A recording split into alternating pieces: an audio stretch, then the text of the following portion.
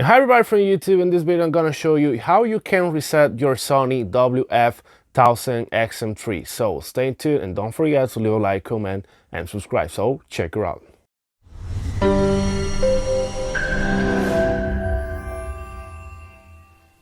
The process, guys, is very simple. All you have to do is to keep the headphones inside the case and then press the left side in the touch control for at least 20 seconds. You will see that the red light is going to start to flash, and when the light stop flashing, then you're gonna press the right one, but you're gonna see the process.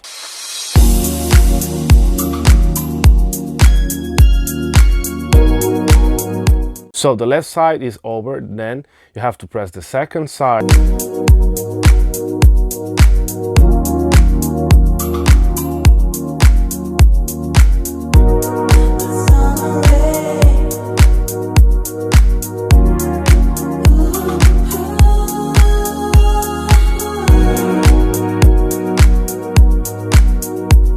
So the process has ended, and as you can see, both headphones are now reset. Then close it, open it again, and now the process has ended. So if this is the first time you watch one of my videos, do not forget to subscribe, leave a like and comment. So check it out.